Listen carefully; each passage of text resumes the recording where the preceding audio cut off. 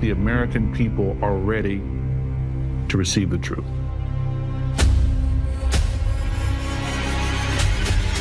Humanity is not the only intelligence in the universe. Humanity is not the only intelligent species. We are absolutely not alone. Non-human intelligence exists. UAPs are real, they're here, and they're not human.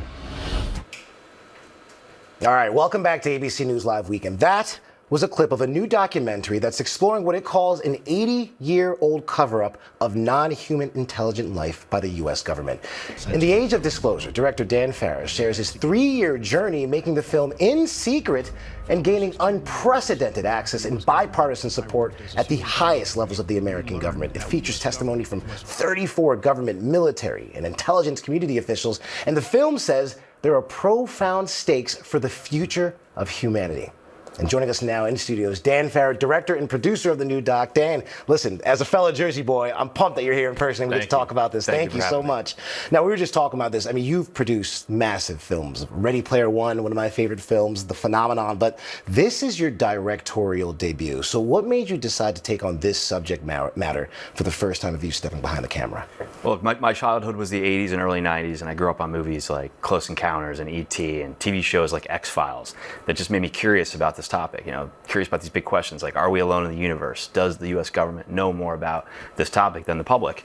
And so this is something that's always interested me my whole life. I've watched every book, I've watched every doc, I've read every book on the topic, and I always wished that there was a documentary that only interviewed people who have direct knowledge of this issue as a result of their work for the U.S. government, and to set the bar there at a very credible, unprecedented level.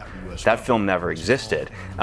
So when I produced Ready Player One and I found myself on set with Steven Spielberg, the greatest filmmaker of all time, a guy whose work had inspired me on this topic, it got me thinking and getting inspired to want to direct something myself. And when I thought about what that should be, I thought, what better than the movie I wish existed? A documentary that it pursued the truth by truly only interviewing people who have direct knowledge of it. And that's what this movie is. And the result is really profound because I got all these very senior members of the military, government intelligence community to break their silence in an unprecedented way and reveal this massive cover-up of non-human intelligent life and what's at stake for us. And that's what I want to get to, because you talk to people that the regular everyday guy has no access to, the highest people in government. So, just from talking to all these people and obviously the subject matter at hand, what was the most surprising thing that you uncovered?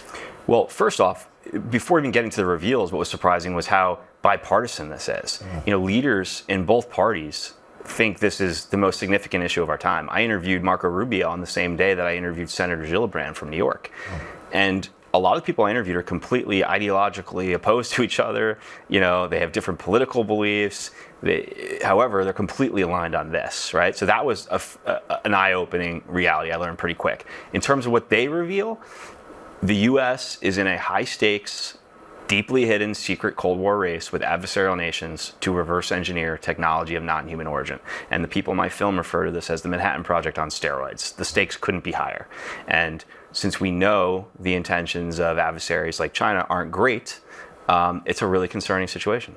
Now, we've seen reaction, obviously, from these lawmakers, but we've also seen the current Trump administration take big steps in other issues, releasing the files about Dr. Martin Luther King Jr., obviously releasing the files about JFK. Do you expect some kind of massive response or revelation from the White House from this? I do. And look, one of the big reveals in the film is one of the most senior intelligence officials I interviewed revealed that the Trump administration and his first administration contemplated going public with the base facts that he had learned, which are the simple base fact that we're not alone in the universe. And he was contemplating stepping to the microphone during his first administration to say that. A big scene in the documentary is the senior intelligence official, Jay Stratton, revealing that Secretary Mnuchin asked him for a classified briefing on this. And when Jay asked, why do you want a briefing? He said, I need to be prepared to understand what the economic repercussions would be if the president stepped to the mic and told the world we are not alone.